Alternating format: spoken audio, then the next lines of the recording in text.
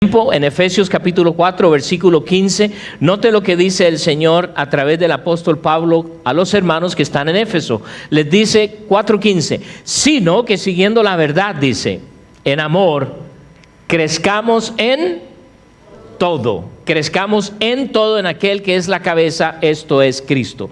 Dios tiene interés en que nosotros crezcamos en todos los aspectos de nuestra vida. Eso quiere decir emocionalmente, físicamente, socialmente, intelectualmente, espiritualmente. Dios tiene interés en toda nuestra persona, no solo en algunas áreas. A veces como creyentes pensamos, ¿verdad? Bueno, el día domingo somos creyentes el domingo, el resto de la semana quién sabe qué somos. No. Dios quiere usarnos a impactar. ¿Y por qué? Porque la vida cristiana no es una religión, es un estilo de vida. Es un estilo de vida. El crecimiento espiritual es algo que debe darse en cada uno de nosotros. Y quiero enfatizar eso, debe darse. Porque de lo contrario, cuando enfrentamos las situaciones en este mundo, no lo hacemos bien o causamos más problema para nosotros mismos. Entonces quiero que vayan un momentito a la segunda carta de Tesalonicenses, que el apóstol escribe. Dios usa a Pablo para escribir a los hermanos que están en la ciudad de Tesalónica, y en esta vez está en la segunda carta, capítulo 1, en el versículo 3. Noten lo que les dice: debemos siempre dar gracias a Dios por vosotros, hermanos, como es digno, por cuanto vuestra fe va creciendo y el amor de todos y cada uno de vosotros abunda para con los demás. En primer lugar, quiero que vea que Pablo reconoce en estos hermanos, dice que su fe va creciendo. Quiere decir que no hay un tope, sino que seguimos creciendo. Si bien es cierto, como lo he mencionado varias veces, hay un tope en lo físico. Aunque en algunos, a pesar de que estatura ya no podemos, aunque se cuelgue de un árbol, ¿verdad? Pero a veces a lo ancho o de frente, ¿verdad? Esperamos que no haya mucho crecimiento en esa área. Pero en el aspecto espiritual, aún emocional, aún intelectual, no hay límite. Dios quiere seguirnos desarrollando. Y es el caso de los hermanos que están en Tesalónica. Dice, por cuanto vuestra fe va creciendo. Y una de las cosas que hace y se manifiesta es en el amor de todos, y cada uno de vosotros abunda para con los demás. ¿Ha notado usted que uno de los frutos del crecimiento espiritual es que nos podemos amar a pesar de las diferencias? A pesar de la división de países. No importa de dónde seamos. Pablo escribe a los hermanos de Éfeso y les dice que ahora en Cristo somos uno. El crecimiento de estos hermanos era de tal forma, habían crecido tanto, que ¿qué es lo que hace el apóstol? Usa a esta iglesia como ejemplo hacia otras iglesias, porque note lo que sigue diciendo: tanto que nosotros mismos nos gloriamos de vosotros en las iglesias de Dios. ¿Qué está haciendo el apóstol? Pablo está usando a los hermanos de Tesalónica para enseñar a otros hermanos, a otras iglesias, quizás los que estaban en Galacia, los hermanos de Corinto, para enseñarles el crecimiento. Ahora, hay que tener cuidado muchas veces cuando nos comparamos. Siempre habrá una iglesia mejor, ¿verdad? Siempre. Uno dice, no, es que mi iglesia es la mejor, y cuando voy y visito esto, ay no, ¿verdad? El asunto de Pablo no es cuál iglesia era la mejor. El asunto del apóstol es demostrar que en el crecimiento espiritual había una gran evidencia de cambio, que estos hermanos estaban siendo genuinos en su manera de amarse unos a otros, en la manera de llevarse unos con otros, que Pablo empieza a usarlos como referencia.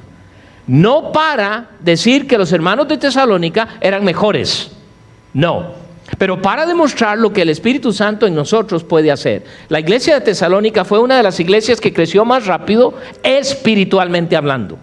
No números ni nada de esto, es interesante que no se nos mencionan números, pero sí se nos habla de la capacidad espiritual que estos hermanos estaban teniendo, de su crecimiento espiritual.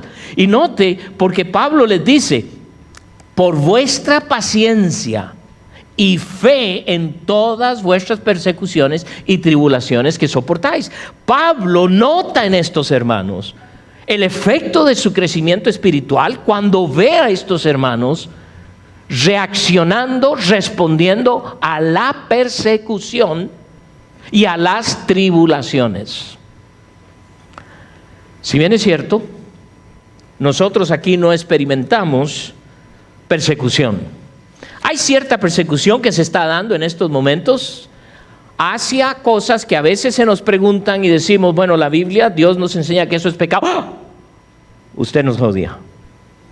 Y entonces empiezan a decir que los cristianos odiamos a las personas por esto o el otro. No.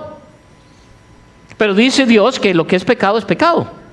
Y cuando menciono eso, a veces hay personas que entonces van a decir, usted no me ama, usted me odia.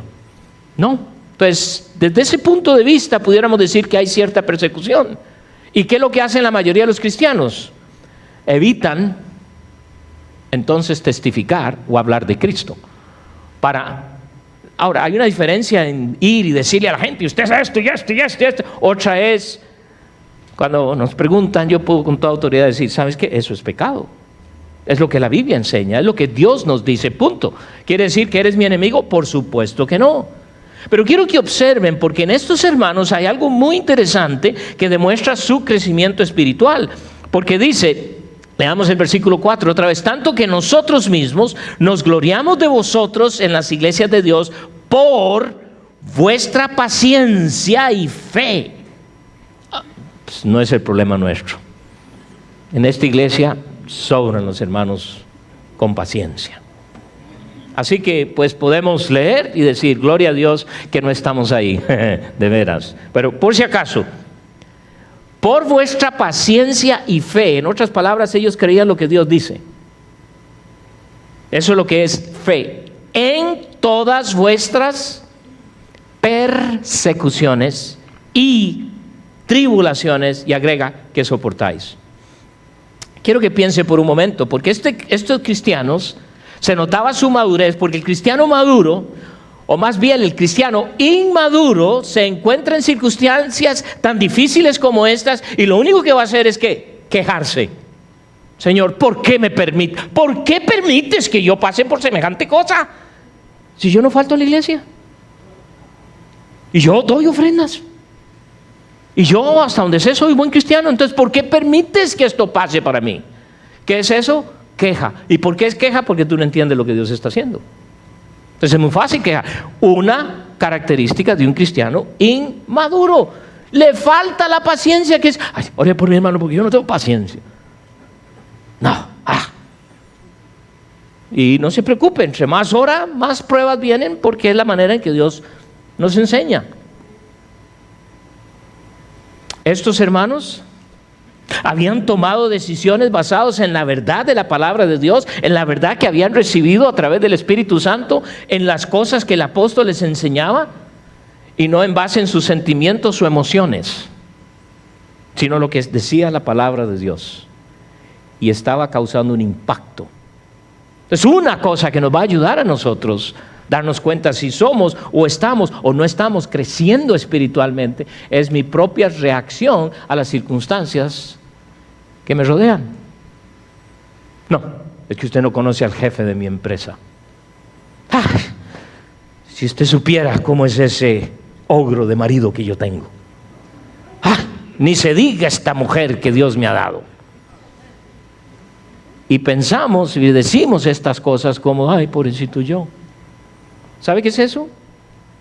No le va a gustar, pero es inmadurez. Sí, hermano, es muy fácil decirlo. Usted no ha vivido con él o con ella por 15 años. No, y ni quiero, ¿verdad? Pero ese no es el punto. El asunto es lo que Dios está haciendo en mí. Estos hermanos habían tomado decisiones a través de tribulaciones que ustedes y yo hemos pasado. Pero les voy a decir algo, ninguno de nosotros ha pasado las tribulaciones que esos hermanos pasaron, ni las persecuciones que ellos pasaron. Ninguno. Sin embargo, Pablo los usó como ejemplo. ¿Por qué? Porque eso es lo que hace la madurez espiritual. Si queremos crecer, ser personas maduras espiritualmente, entonces tenemos que hacer algo al respecto. Y hemos hablado estas 6 semanas y hemos dicho que para poder crecer yo tengo que alimentarme, ¿qué? En primer lugar, ¿de qué? De la palabra de Dios. Pregunto, y no tienes que contestarme, ¿lo estás haciendo? Por 6 semanas hemos estado hablando de esto. ¿Lo estás haciendo? Bueno, yo quisiera, pero usted sabe, hermano, el tiempo, es que, sí, yo sé. No, es que, no, Dios conoce las intenciones de mi corazón. Sí, las conoce muy bien. Y sabe que es pura palabrería. No, yo quisiera, mentira. Porque si quisieras lo harías. Es muy fácil decirlo, pero el asunto es hacerlo. Hay quienes dicen, estoy tratando. ¿Sabe qué? Elimina la palabra tratando. ¿Y sabe qué? Hágalo. Hágalo.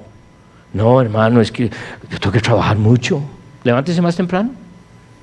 Oh, decimos que no tenemos tiempo. Hace unos años vi un comercial en la televisión de esto que se llama Pop-Tart. ¿Saben lo que son estos? Un tipo de postre. No es postre, es desayuno, yo creo. Es como un tipo de pastel que usted pone en la tostadora, se calienta y muchos lo usan para el desayuno. A lo mejor hace años que ya, porque veo caras de que ¿qué es eso? ¿De qué está hablando? Ok, entonces, ¿verdad? Bueno, puede ser que sea la pupusa o qué sé yo. Pero este Pop-Tart se ve en el comercial que están corriendo en la mañana. La esposa está corriendo, alistándose para ir al trabajo, el esposo también, los niños están corriendo, cogiendo sus mochilas y todo, ¿verdad? Y la mamá pone las Pop-Tarts en la tostadora, ¡pum! Y brincan, ¿verdad? Entonces ella lo agarra y ¡pum! Se lo tira a su niño que va corriendo él para la escuela y agarra el Pop-Tart y va comiendo. Y todos contentos. Esa es la condición del siglo XXI. Entonces, ¿qué alimento tenemos si decimos que no tenemos tiempo? Dios te ha dado 24 horas al día, tiempo suficiente para alimentarte de la palabra de Dios. Hablamos también de que vamos a crecer si tenemos una vida de oración y no una de oración de que solo llama en emergencias. Porque a veces así es lo que hacemos. Y gracias a Dios que vamos a Dios en nuestras emergencias, porque Dios dice, qué bueno. Por eso yo creo que a veces permite muchísimas emergencias en nosotros, porque de lo contrario no hablaríamos con Él. Dijimos que vamos a crecer si nos reunimos cada domingo. Bueno, hermano, ¿verdad? Si no puedo llegar, me conecto. ¿Conecta con qué? Eso es lo que decimos hoy. ¿Y me puedo conectar? Claro, lo puedes ver en vivo. Hay muchos que lo están viendo ahora en este momento y están en otros países, en otras cosas, pero eso no es lo que Dios desea. Hay algo, ¿notaron ustedes cuando estábamos cantando juntos esta mañana? Deseábamos que el pastor no se parara a predicar, seguir cantando. Y tenemos razón, claro que sí. Hay algo que hace Dios cuando estamos juntos. Nos ayuda a crecer, pero también dijimos que crecemos cuando nos ayudamos unos a otros. Pero cuando nos ayudamos unos a otros va a haber conflicto, como en toda familia. Todos venimos de familias de 2 o 3 quizás. Si eres el único hijo, dice uno, wow, de la que se salvó este o esta. Pero los conflictos fueron más con la mamá y los papás. Pero hay conflictos en las familias. Es normal. Va a haber conflicto en la casa del Señor, por supuesto, pero eso nos va a ayudar a crecer. Hablamos que vamos a crecer si nos involucramos en el ministerio, si nos involucramos haciendo lo que Dios quiere, ¿sabe? Mientras estudiaba y repasaba estas cosas, me recordé de la vida de los discípulos. Y puedo ver cada uno de estos aspectos en cómo Cristo, por 3 años y medio, pasando tiempo con ellos, los usó. Y uno pudiera decir, bueno, pero ¿cómo se involucraron ellos en el ministerio? Porque no había una iglesia como ellos no tenían que ir y poner sillas y hacer esto y hacer el otro. Pero Él les dio tareas por hacer. ¿Se acuerda cuando estaba testificando y predicando a más de 5,000 personas? La Biblia dice más de 5,000 hombres, lo cual quiere decir que había mujeres y niños. Imagínense la congregación que había. Y de pronto el Señor les dice, bueno, los discípulos hay que despedirles porque ya es tiempo se está haciendo tarde y todo. Y el Señor les dice, bueno, pero no los vayan a despedir sin darles que comer. Yo creo que en ese aspecto muy latino, ¿verdad? Porque nosotros no despedimos a nuestra gente sin antes ofrecerles que comer. ¿Es lo que todavía hacemos? Ah, qué bueno. Para llegar ahí a cierta hora y a ver, ¿verdad? Y los discípulos, ¿pero qué vamos a hacer? Me hubiera gustado poder observar la cara de estos hombres cuando el Señor les dice, no los despidan sin darles de comer. Pero ¿qué vamos a hacer? No hay un supermercado cerca. Hy-Vee no está, ni existía. O Price Chopper. O quién sabe qué otra cosa. Y el Señor les dice, ¿qué hay? ¿Qué pueden encontrar? No, hay unos peces y unos panes. ¿Pero qué es eso para tantos? El Señor dice, tráiganlo. Ellos lo traen. El Señor ora. Y todos comen. Todos comen. 5,000 hombres más mujeres y niños. ¿Puede usted meter en su idea lo que Dios hizo? ¿Cómo cree que se quedaron esos? Y lo que es más, luego recogieron los sobros ¿verdad? Para que seguro se los llevaran a la casa y comieran el resto de la semana para acordarse lo poderoso que es Dios. Entonces los discípulos crecían a través de esto, viendo estas cosas que su Dios a través de Cristo Jesús hacía, el Hijo de Dios, involucrados haciendo. La semana pasada vimos, para poder crecer, tengo que ¿qué? Tomar la determinación de crecer. Voy a crecer. Y esto, quizás algunos de ustedes en la primera semana cuando empezamos a ver esto dijeron, yo tengo que crecer. Y hoy, 7 semanas después, está diciendo, yo tengo que crecer. Y la respuesta es, no he crecido. ¿Por qué? Porque no he hecho nada al respecto. Porque el crecer no viene automático. Entonces, vimos 6 o 7 cosas que nos ayudan. Es tomar decisiones en cuanto a esto. Y hoy queremos ver qué es lo que me va a llevar a crecer. Y quizás esto es lo que debimos haber visto el primer día, pero está bien que podamos llegar al final o cerrar con broche de oro, por así decirlo. Para crecer, necesito poner a Dios primero. Hermano, mire, nos vamos a reunir. ¿Vas a llegar a esta reunión? Primero Dios. Contestan muchos. ¿Qué quiere decir cuando decimos primero Dios? ¿Alguien me puede ayudar? ¿Qué queremos decir con esto? Primero Dios. No todos a la vez. A ver, ¿qué? Dígame. Ponemos primero a Dios. Eso es lo que estamos diciendo cuando primero Dios. Usted me dice que no. ¿Qué? Si Dios permite, voy. ¿Ok? Primero Dios, si Dios permite todo. Entonces llega el día de la reunión y no aparezco. Y yo dije, primero Dios. ¿Se dan cuenta cómo aún en nuestro lenguaje decimos cosas por decir? Pero la realidad es que no las creemos. Bueno, mira, vamos a hacer esto. Primero Dios. Pero la realidad, hermanos, es que Dios no es primero. Cuando le dan a usted el anuncio de que se va a morir y le quedan pocos días, es muy posible que entonces sí ponga a Dios primero. Es muy posible, no sé. Conozco gente que ni a ese punto lo hacen. Entonces el asunto no es pensar si me voy a morir o no me voy a morir, porque al final todos nos vamos a morir. No sé si sabían eso. La diferencia es que no sabemos cuándo. Entonces, si yo quiero crecer, si de veras vamos a crecer, yo tengo que aprender a poner a Dios en primer lugar. ¿En qué? En todo. Vamos a Mateo capítulo 6, versículo que conocemos, pero requete bien. Hasta hay un canto. Se los iba a cantar, pero no quiero que se vayan. Entonces, más buscad primeramente el reino de Dios y su justicia, y todas estas cosas os serán añadidas. ¿Sabe que esto es un acto de fe? ¿De veras creo yo que Dios va a hacerlo? Eso es en realidad un acto de fe. Notemos que nos dice que hay que buscar. Dice, más buscad. ¿Qué es esto? Acción. ¿Qué es esto? Determinación. ¿Qué es esto? Intención. Buscar. Sí, el crecimiento no se va a dar si usted se sienta a hacer absolutamente nada. 15 años más tarde usted será el mismo cristiano, o quizás peor. Pero tengo que tomar esos pasos. Dice buscar. La idea aquí es que el discípulo de Cristo debe hacer del reino de Dios el centro de su vida y anhelo. Por ejemplo, ¿deseas que el Señor Jesucristo venga hoy? ¿Sí? ¿Se dieron cuenta? Están ahí pensándolo todavía. Los que van a reaccionar rápido van a decir, claro que sí, porque tengo muchas deudas. Claro que sí, porque yo no aguanto a este, no aguanto a esta. Pero ¿de veras amamos la venida del Señor? Nosotros debiéramos orar todos los días, venga tu reino.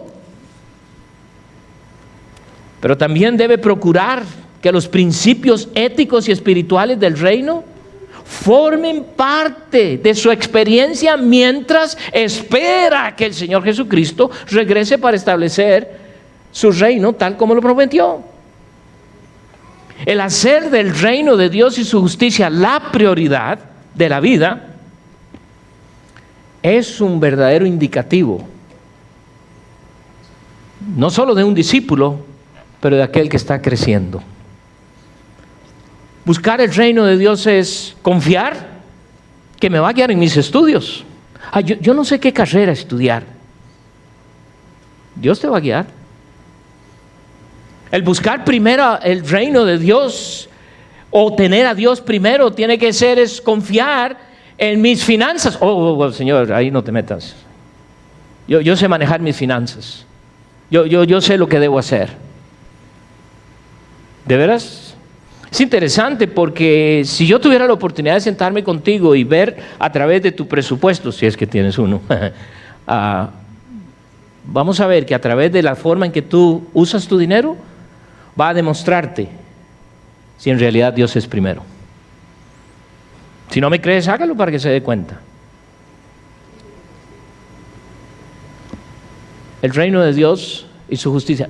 ¿Qué quiere decir esto? Buscar primero a Dios. En la crianza de mis hijos, ¿Dios es primero? ¿O lo busco cuando ya no los aguanto? ¿O cuando están súper rebeldes? ¿Dios es primero? ¿Qué en cuanto al ministerio de la iglesia? Claro, si estoy en el ministerio es porque Dios primero. No. Usted puede estar haciendo grandes cosas para Dios, pero Dios no es primero en su vida. Entonces, el estar ocupado no significa esto.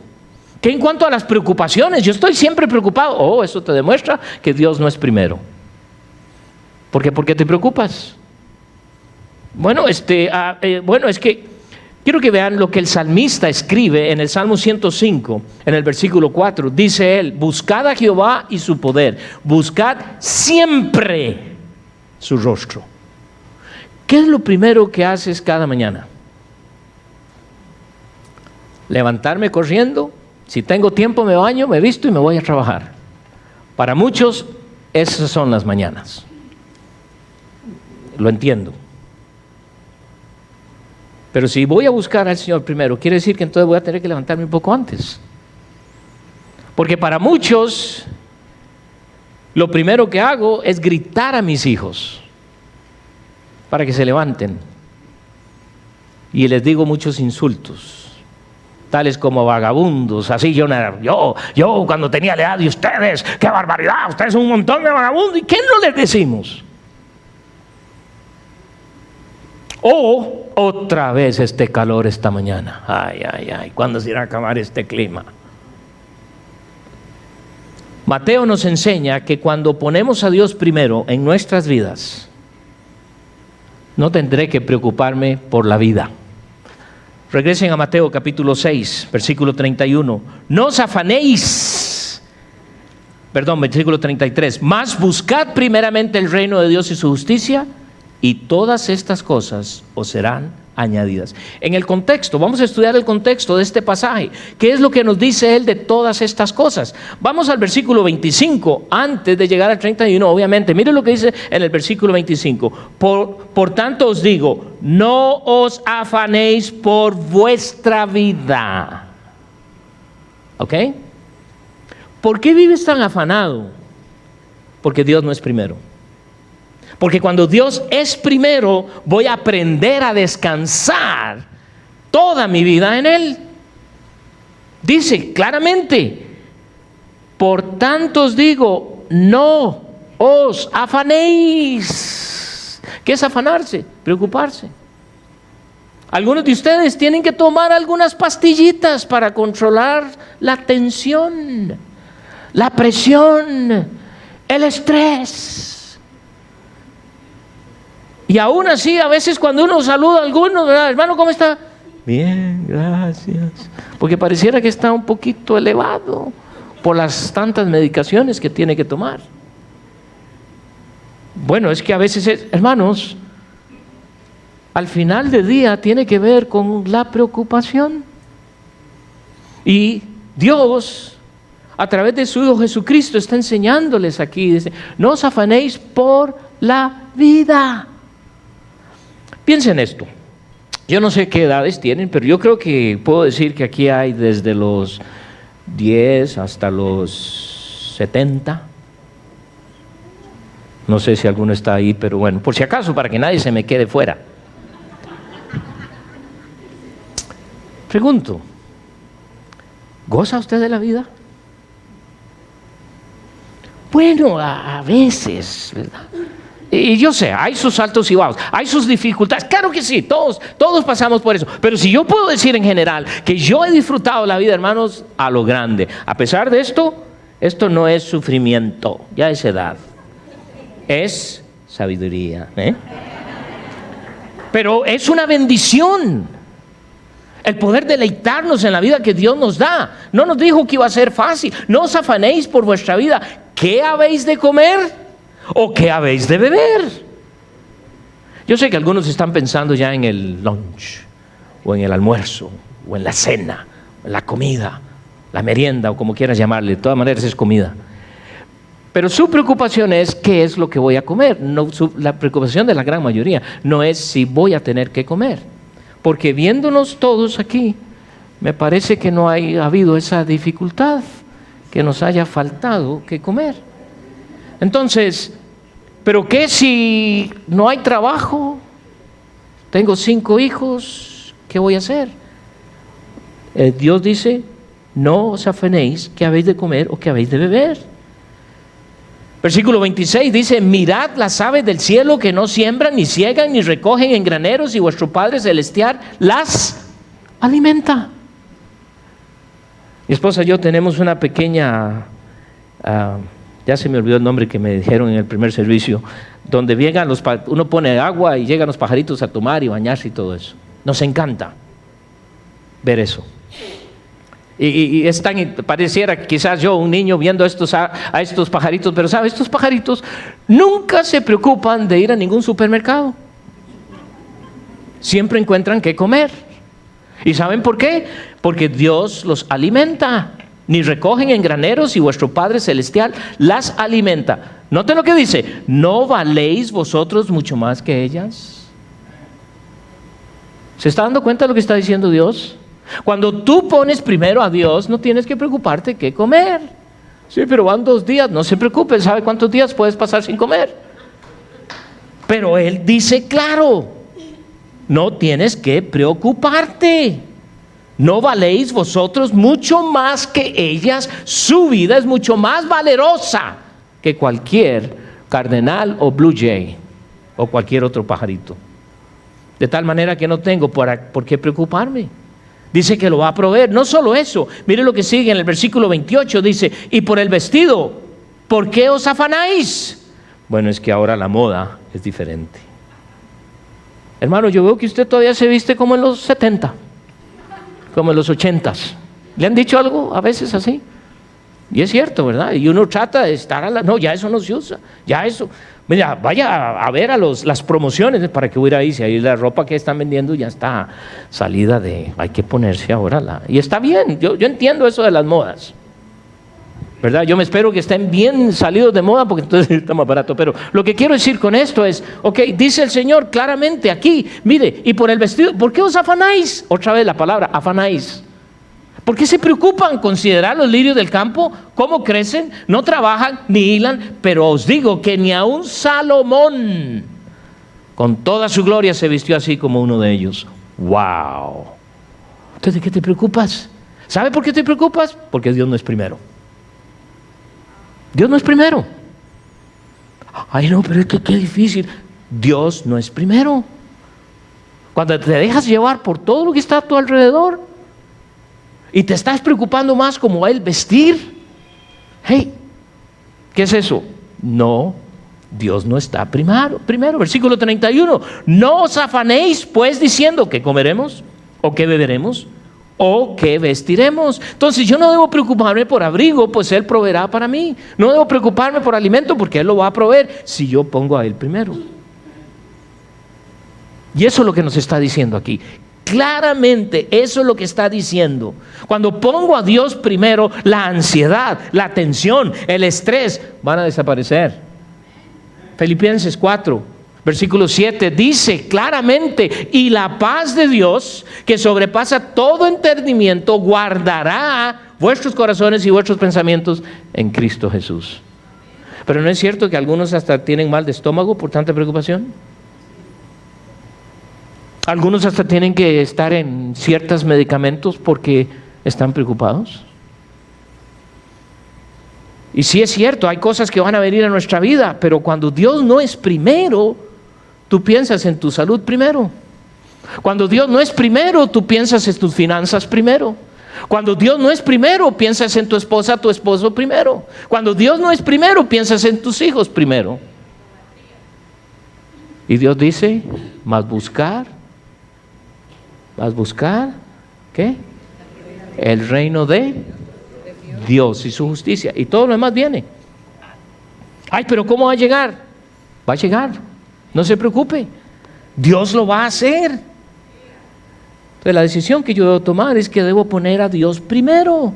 Poner a Dios primero en todos los aspectos de mi vida me va a ayudar inmensamente a crecer. Vean el principio en el libro de Proverbios, capítulo 3. Y si bien es cierto, el Señor usa este principio para enseñarnos en el aspecto de lo físico, de lo material, mire lo que dice aquí en el capítulo 3, versículo 9. Proverbios, capítulo 3, versículo 9. Honra a Jehová con tus bienes y con las primicias de todos tus frutos. ¿Qué son primicias? Todo lo que recibo de Dios, voy a darle a Él primero.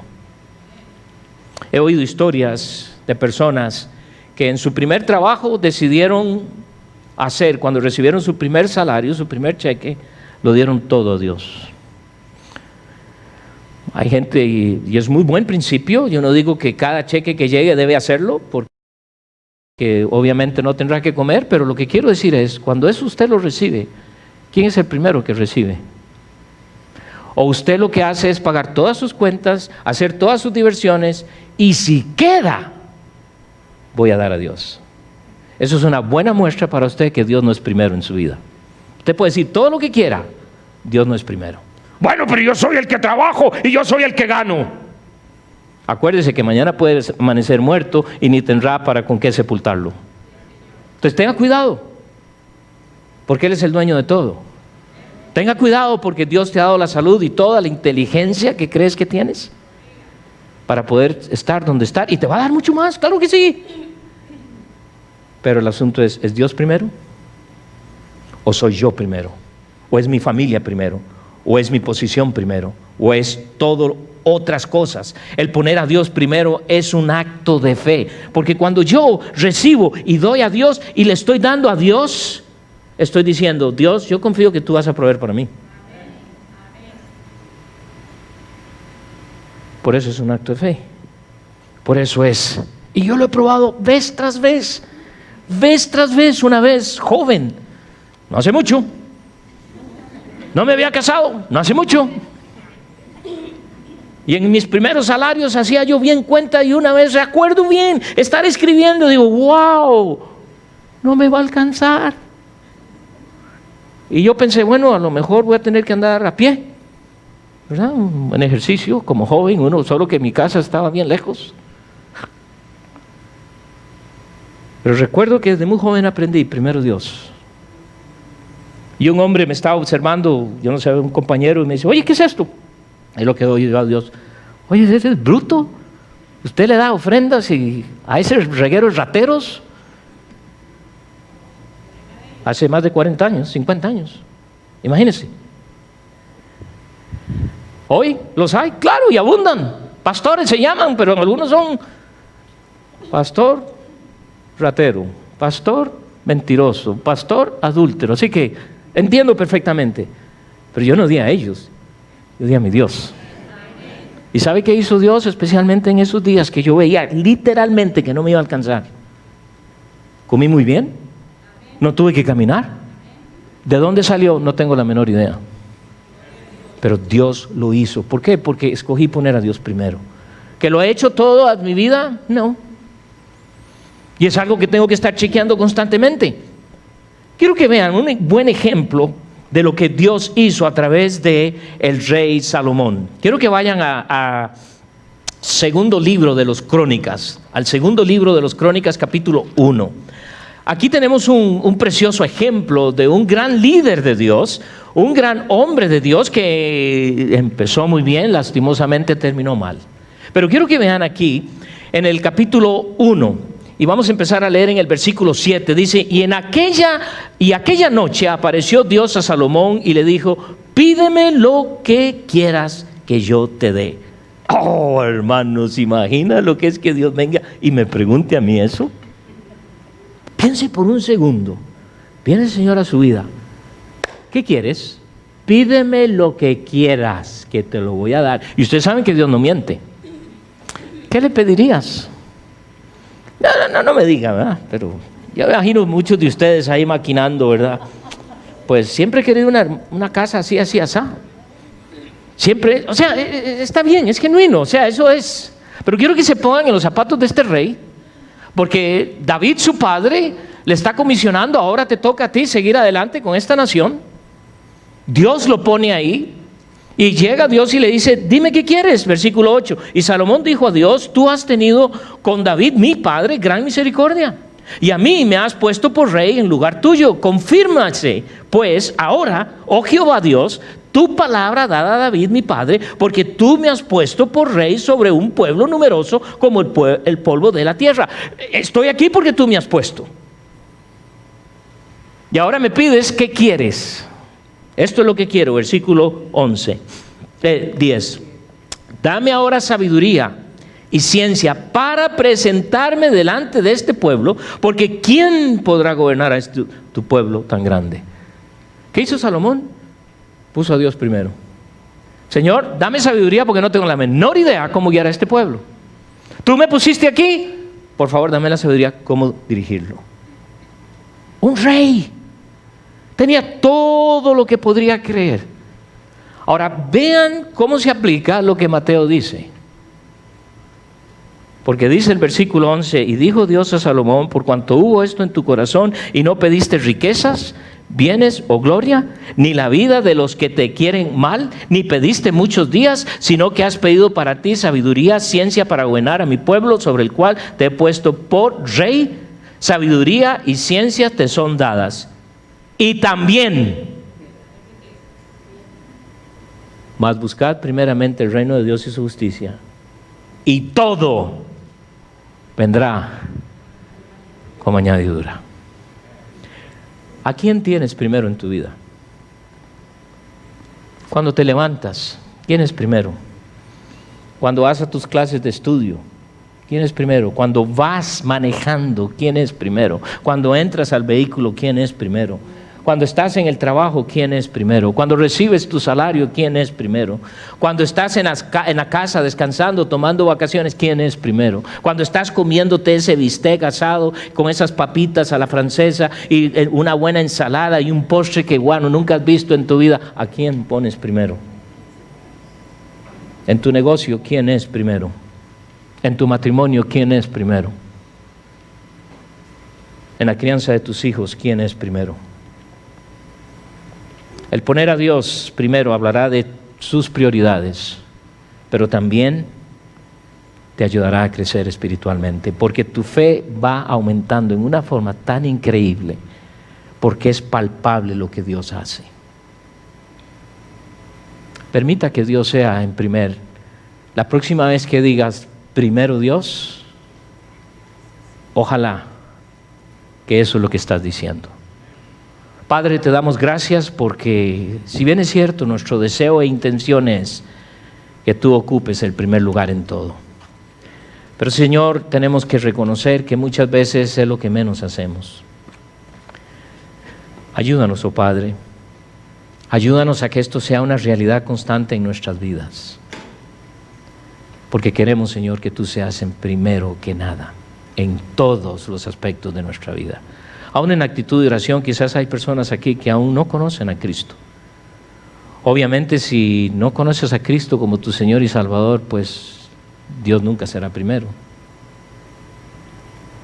Y debes reconocer tu necesidad, porque poner a Dios primero empieza con la salvación. ¿Conoces a Cristo como tu Señor y Salvador? ¿Deseas conocerle? Si es así, puedes levantar tu mano. Un consejero, una consejera se va a acercar a hablar contigo. Alguien esta mañana puede levantar su mano, nadie está observando. Mientras todos estamos orando, alguien esta mañana dice: yo no conozco a Cristo. ¿Alguien? Hermano, hermana, ¿quién es primero? Y yo creo que bien lo sabes. Tienes que tomar una decisión. Y entre más rápido lo hagas, mejor. Padre, tú conoces a cada hermano, a cada hermana, a cada persona aquí esta mañana. Conoces las familias, las circunstancias, los conflictos, las bendiciones. Conoces todo, hasta lo más profundo. Conoces cosas que ni aún nosotros hemos conocido todavía. Dios, bendice a cada persona, especialmente a aquellos que nos llamamos tus hijos, de que al salir de este lugar, oh Dios, aprendamos a que tú debes ser primero en nuestras vidas y que podamos decir: primero Dios, genuinamente. Bendícenos, llévanos con bien, fortalece a cada familia, guía a cada familia, llévales con bien a sus hogares, dales una excelente semana. En Cristo Jesús oro y te doy gracias. Amén.